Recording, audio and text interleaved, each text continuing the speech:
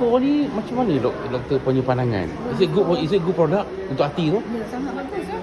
Dia antara yang bila kita keluar, dia keluar tu, orang makan, antara yang testimoni cepat. Sebab liver ni, dia menjalankan lebih 500 metabolisme. Maknanya protein dia proses macam mana, gula proses, liver proses macam mana, lepas tu toxicity keluar macam mana. So dia kalau ada Chinese punya medicine, dia kata your liver, your health.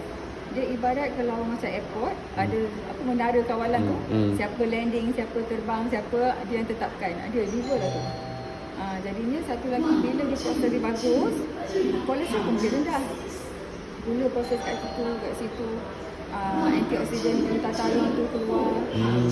Sometimes tu ada orang yang kita bagi cerita dulu, lepas tu dia tak jalan. Ataupun ada reaction ke apa-apa. Ni doktor Suwaja, doktor Su kan.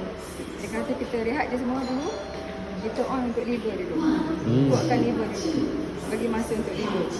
Dah lah dia maknanya satu benda yang paling asas, tapi dia datang kemudian kan.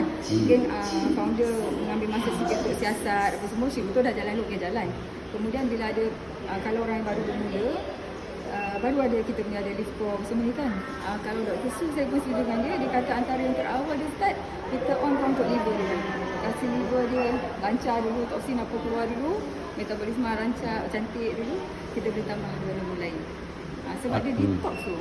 Antara liver dengan produk usus ni mana patut mulakan doktor? Itu saya sudah nak jawab. Ya. Mana-mana pun tak salah juga. Mana-mana pun tak salah juga. Jadi saya serahkan balik pada punya badan. Cuba buat istikharah jap. Isyarat tu macam mana? Kalau dua-dua serentak pun boleh, salah satu pun boleh. Kadang-kadang kita salah satu untuk kita ni bajet ke apa kan. So saya rasa mana satu dulu pun tak salah juga.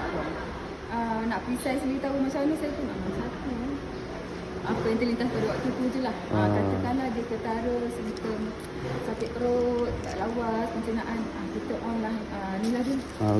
Sebab dia tengah ketara yang tu. Kalau tak ketara sangat, kita tak apa, kita cuba besok dia liver dulu. Sebab liver tu punya dengan banyak metabolisme juga kan.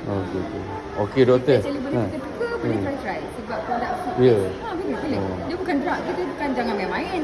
Kita try buat darah tinggi ni lah, try ni lah. Tak, itu doktor yang kena try kita kan. Yang ni kita boleh try lebih kurang, kita bincang, tengok semua kan. Kita boleh agak-agak makan. Doktor, terima kasih.